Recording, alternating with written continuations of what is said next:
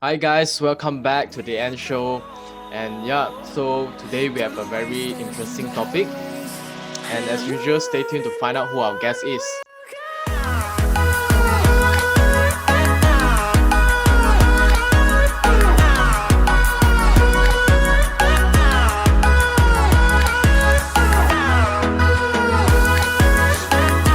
Alright guys, welcome back.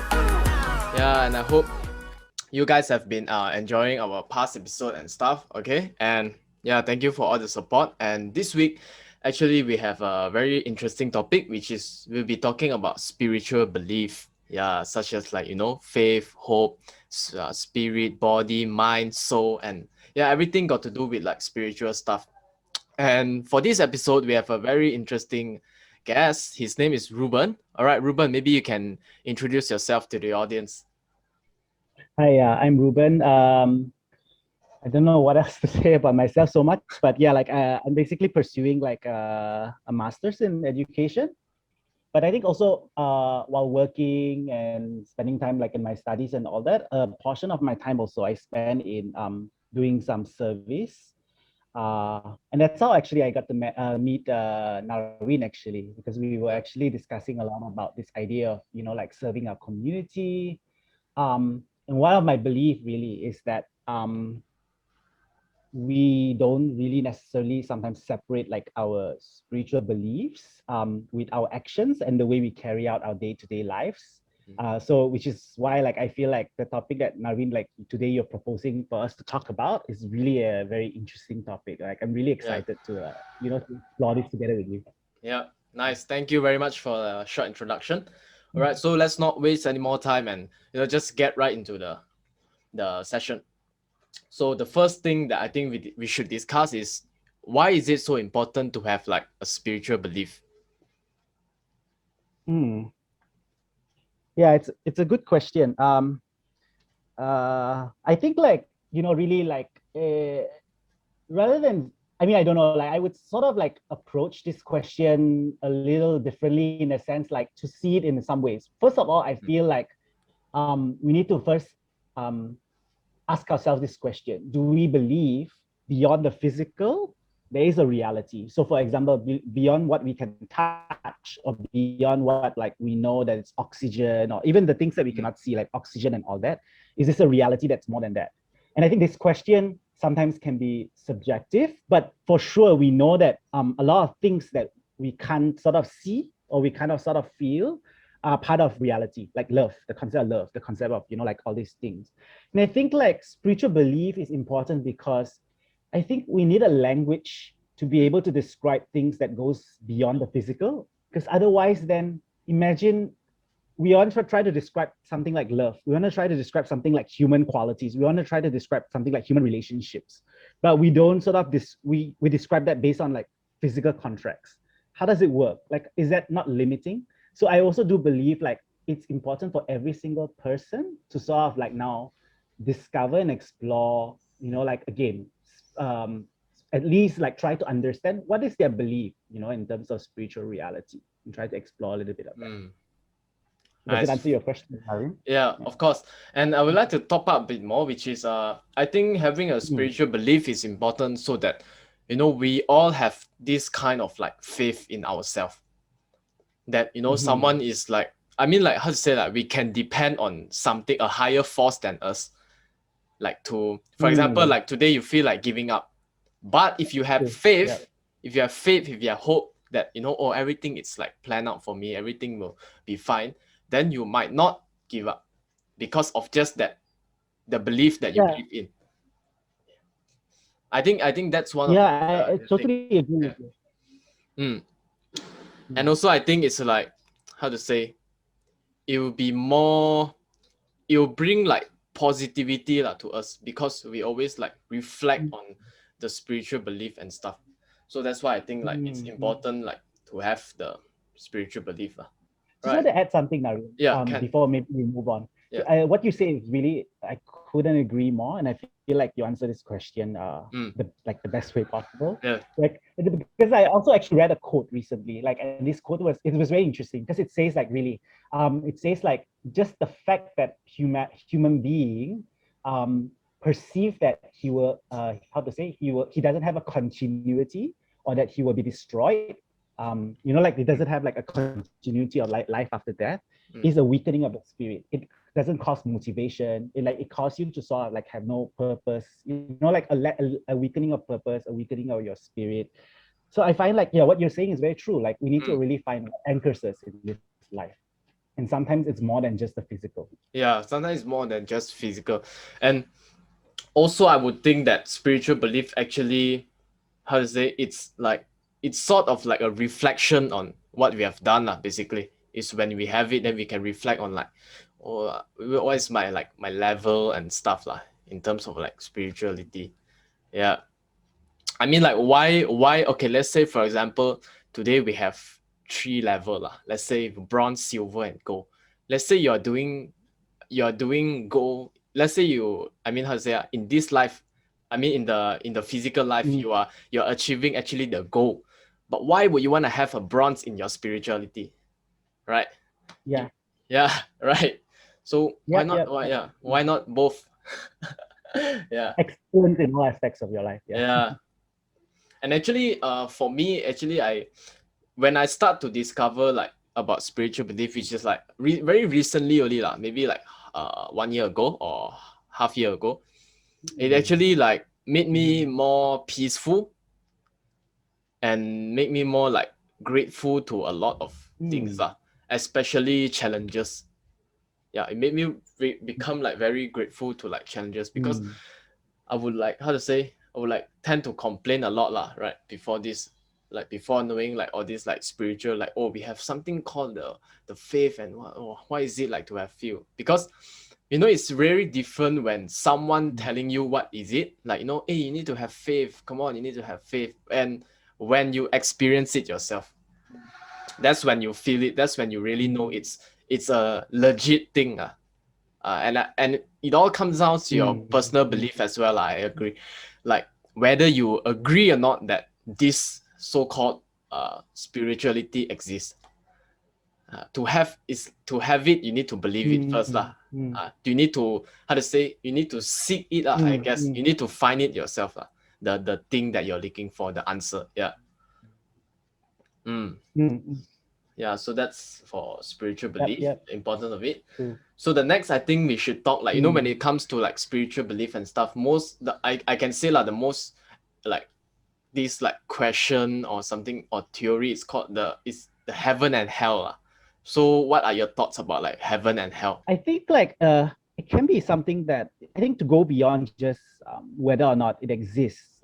I really don't want to go into that question so much, because like I feel like uh, let's try to tackle this kind of question in a way that also I think promotes unity. But I think one thing that's very important about the concept of heaven and hell is that regardless of what religious belief or spiritual belief we hold, there's always a concept of like, I think of what you were talking about, like this concept of utter peacefulness, at peace with yourself, at peace with like a sense of like calmness and happiness, even though your surrounding may not be always like the most happiest of situation. You know what I mean?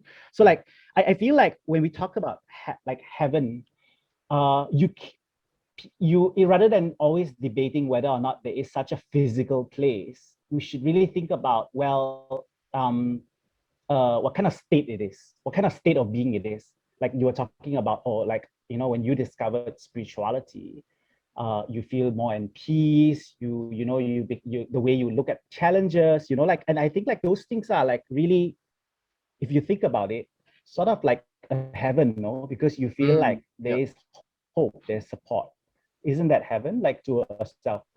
Now just imagine like when we think about like like how in certain religious scriptures, or regardless of what religion it is, when it describes hell, for example, the way it describes it is like it's fire, it's suffering.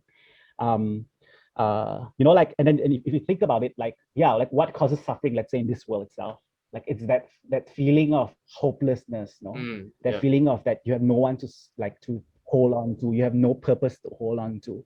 So then if you look and if you really think about many sort of like source of spiritual beliefs, and when they share about this concept of heaven and hell, they will always talk about what leads to heaven and what leads to hell. And if you think about it, they're not talking about you going to what place. They're talking about, well, if you tell a truth or you are kind, you become sort of like you sort of bring your life into a hopeful state, into a peaceful state, because you're at peace with yourself when you don't lie to other people. You don't, you don't like sort of get caught into a web of lies, no. So I think I think it's very helpful if we think also about not just after we die where we go. I think the more like the other important question also is like, really, how do we build heaven on earth? I think that's the more Yeah, important question. yeah. To me, I think that heaven and hell is actually what we do every day. It's like the state of mind every day. Like, Mm, for example, today you woke up and you feel really like blessed and stuff. You feel you have a lot of I mean, like, how to say, you have like everyone loving you, and you feel things to like be grateful. hopeful. Yeah, you have like you are very appreciate to the things that you have, and so on. I think that's like the heaven feeling. Yeah, as like what you said like earlier. And let's say if like hell Mm, daily like you woke up like, I'm not gonna do this, I'm not gonna do that. I'm so stressed, yeah, stuff. So I think it's like, and because of this, it actually, to me, it actually, how to say, it actually uh mm, connects with your action, right? For the thing mm, that you do. So for example, today that you woke up right feeling really terrible and stuff, then your whole day is just gonna gone like that, and it might, mm, and your action might actually like affect the person around you, and mm, which that brings them to a very not good state of mind. My thoughts about heaven hell, it's more on like state of mind, where do you bring yourself daily, and what do you do daily. What is your opinion about following family religion or your own personal belief? For example, like today, let's say you are born in a Buddhist family, very very Buddhist family, but you did your own mm. spiritual searching and you found that, I believe more in like Christianity. Like, do you like, how to say, Mm. should we like actually follow our own like family, or should we seek for our own belief? I think you started out saying one thing that's very important. No, you started also this conversation talking about this idea that faith is not something that someone can impose about you, because no one can like force you to believe something. If someone sort of like force you to say in front of you there's a ghost and you don't believe in ghosts, do you truly have faith? Do you truly have faith in ghosts, for example? Just let's just put it like simple as that. No, right? You don't. Mm, So then, like, again, so faith is not something that someone can sort of like instill in you. Faith is something that's fostered within you, like, so then how do you foster that? So I think like however, it doesn't mean that, for example, we purposely go against family values, because I think like mm, also family has a role to sort of like instill a lot of very important values, and most often not a lot of very good values to come from religion. If I think about my friends and the kind of children they brought up, I really think like a lot of times it's because they're inspired religiously, regardless of whether or not they're from Buddhist background or from Christian background or from Baha'i background, whatever. Um, so like, yeah, like I do think like having that kind of anchor is important. But then like in terms of like what to believe, again, like I think like the important thing is like we help our children or we help ourselves, because again, most of us are youth, not to be following blind imitation. mm, So this idea of blind imitation means like it can come in. So one form is like what you say, like what people do, I just follow, right? mm, So this can come in terms of in terms of like what you're saying, but it can come in the very materialistic form also. Like for example, oh, okay, if everyone is like doing YouTube video, then I should do YouTube video as well. That's also a blind imitation, no, in that sense. So I'm just talking in general that blind imitations do happen, and I think like if we want to sort of be in a mode of search, this is one attitude to sort of like um, to do away with in ourselves, to be able to search for truth. Yeah, like so I think like that's one thing. But also like just to come back to the point of what you say, yeah, I think it's important for someone who to develop his own faith, in a sense, not just to say like what I decide as my own religion per se, but then like to develop his own faith means to really ask, well, you know what, like how does like what is it that I believe? I think like also one thing, Naveen, you were saying also, sometimes in Asia, we have this kind of perception that if I ask questions, it Yeah. means that I doubt. Yeah. And I think sometimes we have to do away with that kind of like misconception sometimes. Like even we have to be fair to ourselves and we have to be fair to others also. So I think like when someone asks a question, it doesn't mean that they doubt. It means that they want to find answers. And if you think about it, like when Thomas Edison asks a question and he finds an answer to that question, he becomes wiser, he becomes more smart, he becomes more intelligent, right?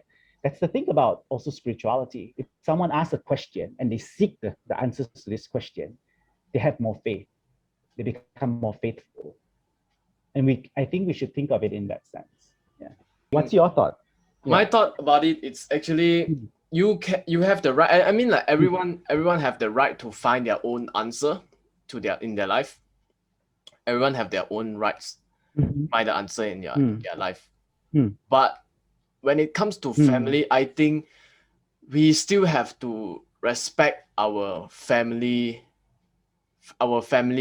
But you do have the right to have your own belief. But you have to respect I your think, family. yeah, I think that's another issue, huh, Narvin? I don't know. I think that issue is a bigger issue than what we are saying. This issue is a misunderstanding about what religion is, I think. I don't know if it's something that we will cover here today, but yeah, like I think like it's a different issue altogether. I don't know what's your thought about it. Yeah, What is because the issue? Yeah. I think the issue is that we sort of think that religion is like it's your religion, my religion, my God, your God. That's the problem. That's why we feel like if I sort of like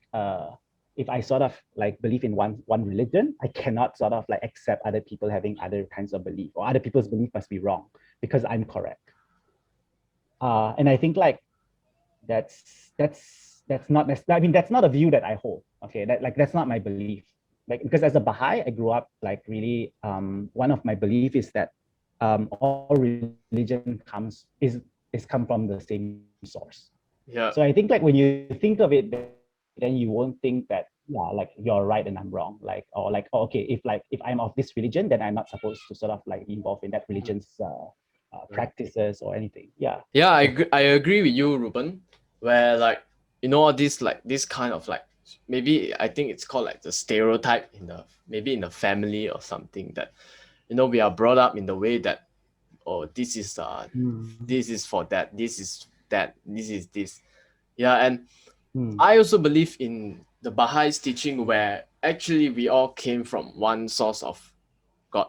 And and how to say, for every like every generation, I think so, where there will be new teachers coming to renew the teaching, which is relevant to like uh, the world lah. Yeah, Yeah.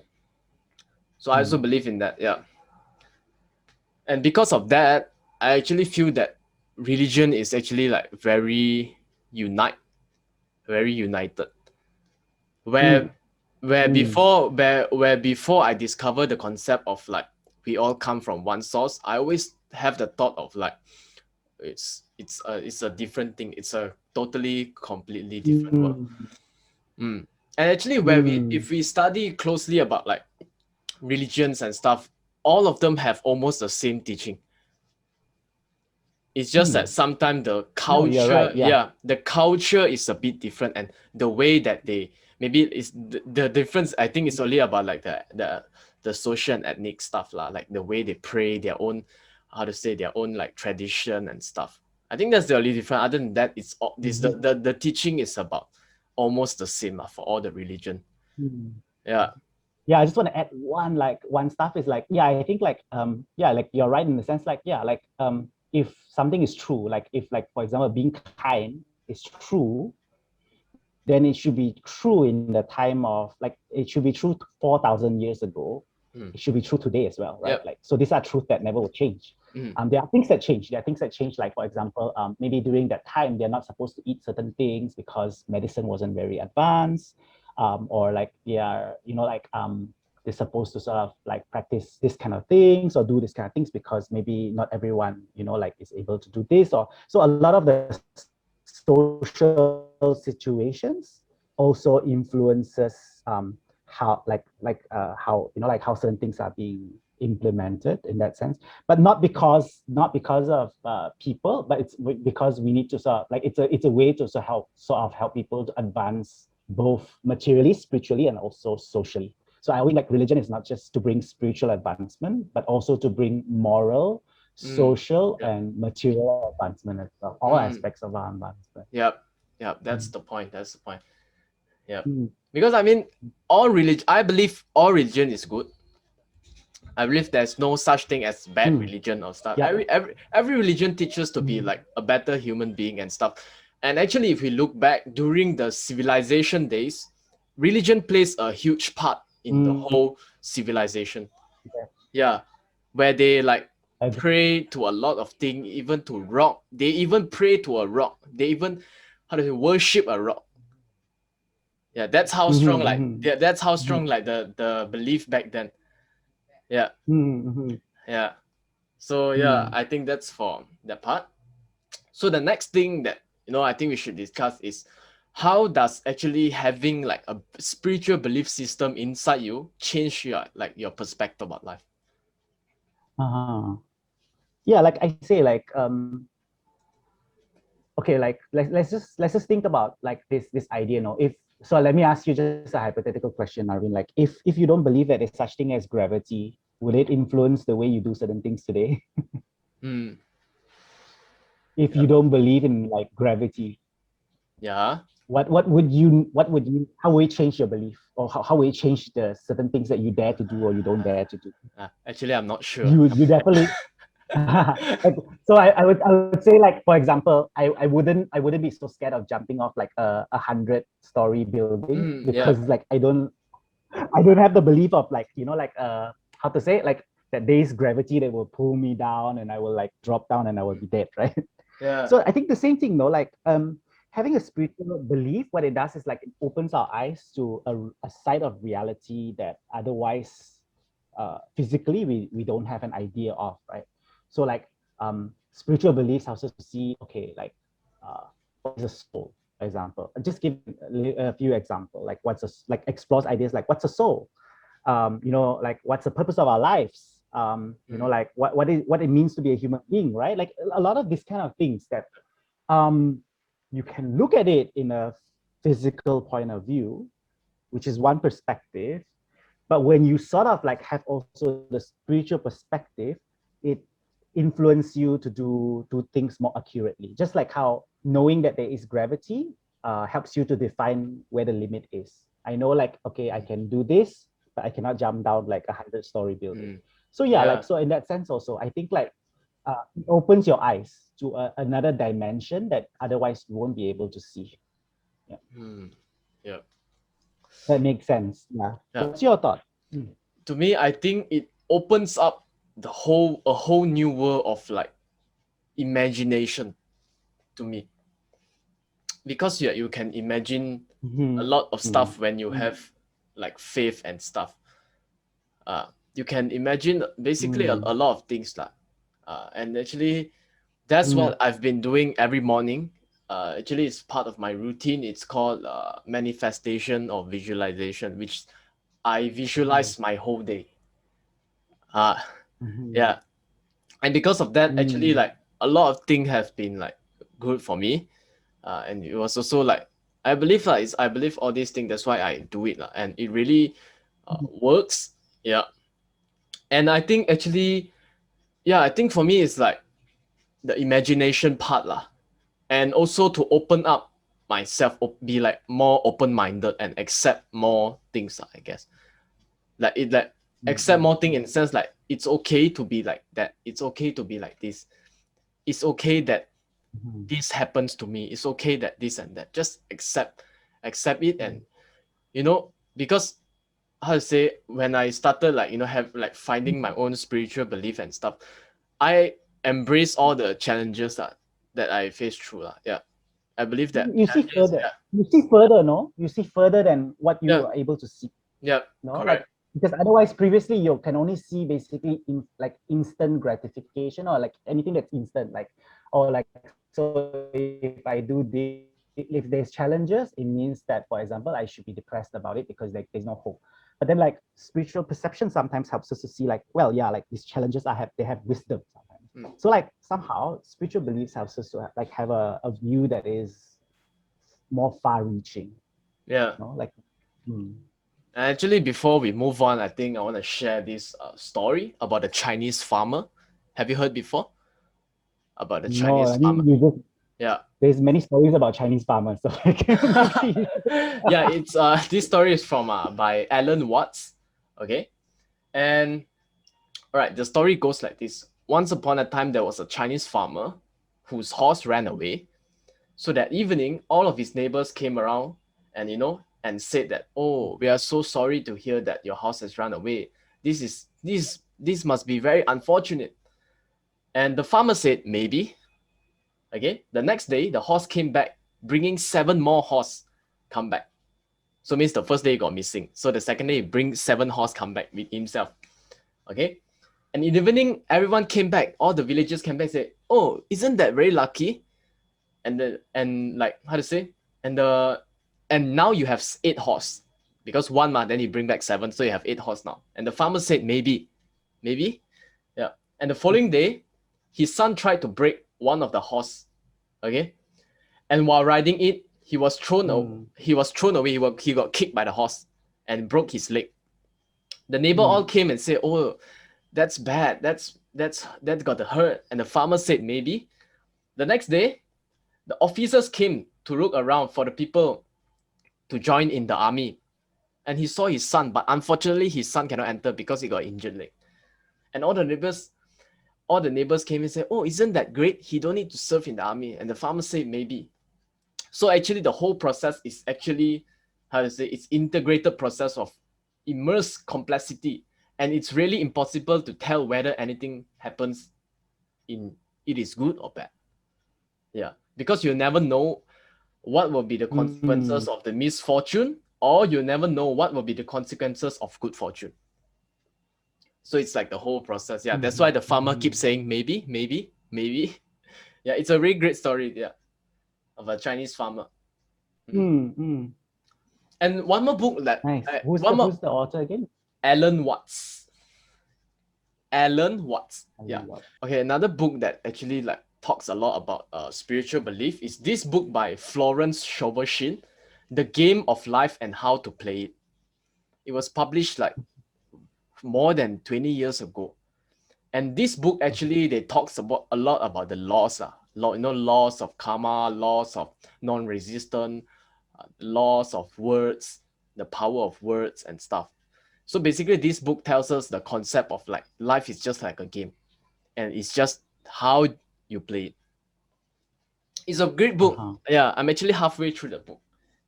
Yeah, it's a great book. Yep. Yeah. Nice. It's very nice So, that you are very well read and like you like to read about, yeah. like deep stuff like that also. Yeah. All right, I think let's move on. So the next thing I think we should bring into the topic, actually I mentioned it just now. It was the law of karma. Yeah. So what do you think about it? Yeah. Again,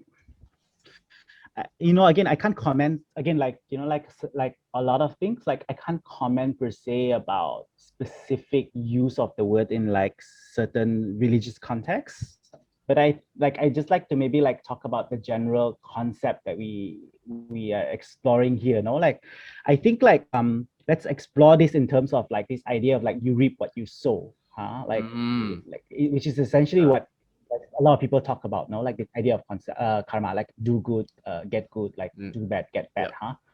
So again, it's a sometimes people look at it in a very magical way, like as if like there is a magician, sort of like how like yeah, like so if you sort of do bad things, then I'll sort of like write it in like a piece of paper and say like, okay, so like at one point in your life, like I will like to punish you. Like, I mean, like, yeah, like, so again, I don't want to comment so much about that, but I think sometimes it's helpful to also think about, I think it's more helpful for us at least to think about this idea of you reap what you sow in this way, in a way that your decisions in life is a web. And whatever decisions you make now actually has an effect on, like your future and the future decisions that you make, right? So for example, the kind of friends you choose influences, for example, whether or not like you would sort of like want to be excellent in your pursuit of studies, like just like an example, like those kind of things. And then like that again it influences whether or not you have the motivation to go into university, whether or not you like kind of how to say pursue like a education that allows you to sort of serve humanity better and better. So you see, like there is a web, no, there's a web of like decision. Again, the same thing. Like if you choose to, for example, lie all the time, and then because of that, no one trusts you. How can you say that that's karma? How can you say that that's magical? That's a magic, like magic as in like, oh, like there's something sway that happens in your life. No, it's not sway. It's self-inflicting. You self-inflicted it to yourself because uh, you created a condition within you that doesn't allow other people to trust you. And I think sometimes it's like that, no? When we ever something bad happens to us, we only know how to blame the surrounding. And we say that this is bad karma, or we say like this is something magical that sort of happened. But I think we have to sort of like, the important thing about karma, I think, is about self-improvement. It's about identifying what we need to do to become better so that our environment also becomes better. Okay, so from my thoughts, I think it's actually like develop us into becoming more moral valued person. For example, the law of karma says that, if you do good, you will get good. Same goes as like a moral teaching where we are actually taught to do good things. Yeah. And actually that reflects back to all religion basically. Like we should only do good stuff, and yeah. So and we should not like backbite, we should not lie, we should not this and that.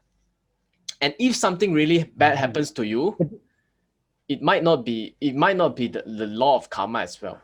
It might be like something else that you actually attract it. For example, today let's say you are But then, yeah, for example, like you are backbiting someone, you're actually in a sense you are actually attracting all the negative forces to come and around you. And when something bad happens, they say, "Wow, someone cursed me," or what. Yeah. but that's essentially what I think we are saying the same thing, Narvin. Like in a sense, like I think like that's the thing, no, like we shouldn't sort of like now blame this on like a magician, like a unseen magician, and say like, oh, okay, karma means like someone is inflicting like unluckiness onto us because we have sort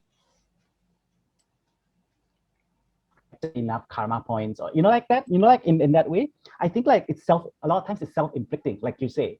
So like for example, if you backbite, obviously you're creating an environment around you that's not conducive for your own well-being and your own growth as well. The same thing if like if you lie, if you like, I mean, oh sorry, if you sort of like are accustomed to lie all the time, you're creating an environment, and you surround yourself with friends, a certain kind of friends. You surround yourself with certain kind of people, or you make people around you react to you towards a certain way.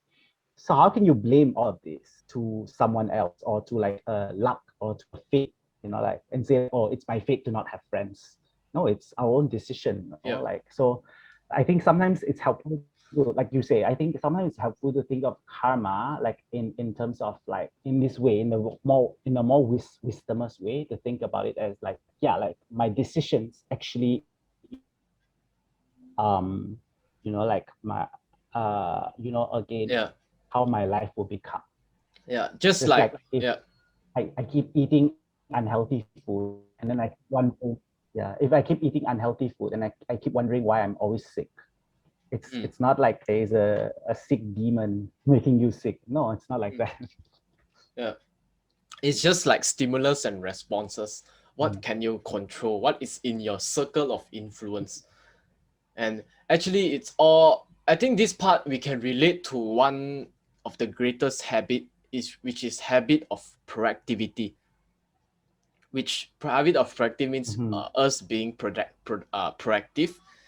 Yeah, and we only take charge of the things that we can control inside our own circle of influence. As you know, like the younger ones, you know, such like kids who are below 12, they are the one who usually Uh-huh. have a lot of question about like spiritual stuff, religion and stuff. And if we Mm, actually like don't give them the answer for their question, when they grow up they might like, you know, they don't even have like mm, faith in themselves. They don't even know what's meaningful to them. How can we actually like cultivate more about spiritual belief to the younger ones? mm. Just to clarify also, like you're talking about roughly the age of 12, 13, 14, Yeah, and below. this age, yeah, Yeah, starting like maybe and four below. 5 years Uh-huh. old. Yeah, as they are, as you know, Uh-huh. as the Uh-huh. younger ones are always the most curious one. Yeah. Uh-huh. Mhm. Yeah, like my experience has always, I mean, my a lot of my experience, of course, is with working with 12, 13, 14 years old, which are pre-adolescents. Yeah, like, and it's a lot of also what my education is dedicated to, and also my service. Like a lot of my community service is about working with young people of 12 to 15 years old, who we know is a very special age, like what you say, Yeah.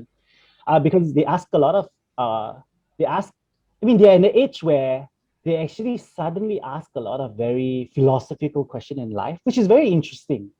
You know, like they don't just ask like what's for dinner tomorrow. Like they ask, I mean, I don't know, like when I remember like when interacting with young people of this age, they were like ask like what's my purpose in life? Who am I as a person? Like I'm not just so and so's son or so and so's daughter anymore. Like who am I as like Narvin Lee, like Lee Narvin? You know, like that kind of very philosophical question you start to ask because you want to find purpose, you want to find meaning, you know, like, and that's the characteristic of this age, you know, like, and then as you say, it's important in this age that the search for spirituality or the search for something beyond just the physical is important, because this is when they are most thirsty about this kind of reality, right? Hmm. So the kind of attitude, I think, and based on my experiences, because I've been working with young people of 12 to 15 years old for about, I don't know, like 15 years, 12 to 15 years. Yeah. Um, so based on my experience is that really like we have to create an environment that's open, that's also like that's open and welcoming for them to ask questions and for them to explore those questions very openly and very exploratively. Meaning to say, we don't also force them to have very quick answers. We Hmm. allow them to answer this, I mean, to find answers to this question also gradually, you know, like, and sometimes it's fine, like if they initially their understanding is, you know, like just quite simple, it's fine. But as they ask more, because it's the age, you know, the characteristic of the age, as they continue to be more curious about it, as they continue to want to learn more, that's the key of, like, I think, growing in our spiritual belief, and that's the key for growing in our interest about the spiritual life, you know, about a spiritual life. And I Hmm. think what happens sometimes is, as you say, when young people are asking questions and people around them say, don't ask these questions, or people around them just tell them very simple answers to these questions, that's what kills the spirit, you know, like that's what kills Hmm. this spirit of Yeah. wanting to investigate, wanting to, you know, like understand more about something that's deeper. And it affects more than just, I think, spiritual beliefs. It affects also their life, it affects their intellectual capability in all aspects, I think. Hmm. So that's why I think it's important to encourage young people to be to you know, to belong to an environment that's open and explorative and free from ridicule. Means that they know that if they ask these questions, no one will judge them and no one will laugh at them. Hmm. Yeah, I think one more thing about the environment, I think we need to create a very comfortable environment. As you said, Mm, like, you know, mm, so that I don't get laughed for this question. because I think it was I think it was Mm, one of it was vocal because of of the fear of it, the fear mm, of asking the question. Maybe it was because of like past experience where they got laughed because like you why you ask this question, it's so stupid. And because of that, although it seems small, but because of that, right, it actually mm, stops them from actually knowing more and be more curious. And I think mm, the key for young generation is being more curious, just mm, mm, being more curious, and out there, just find the answer. You need to find the answer, I think. Yeah, and being curious to find the answer, I think that's the whole key. Because for me, I started about like 15 16 trying to find my own spiritual belief. And actually I researched a lot lah, mm. about like talisman. You know what's talisman, right? Yeah, yeah, yeah. Yeah, like Mm, we worship mm, something. For example, like last time during the mm, civilization, they worship a stone, a big stone. mm, So that's like yeah. talisman lah. But for me, I do a lot of research and understanding about Buddhism more, which is the Buddha Mm, image. The Buddha mm, image. Yeah, because I'm from Thai, so my background is mm. a lot of like all these like talisman things about the Buddhist Buddha image. influence. Yeah, so I Mm, actually went to like went to search like why do actually people have such a belief for like amulet, a mm, Buddha image? Why do people believe in like tattoos? Like in mm, Thai we have like a spiritual tattoo and stuff. Or why do we wear the amulet on our waist and stuff? So I was very curious. So when I curious, we just want to find the answer. That's it. That's our purpose. We want to find the answer for whatever we are searching for. Yeah. And I think mm. because of that, it made me like grow a lot like in terms of spirituality.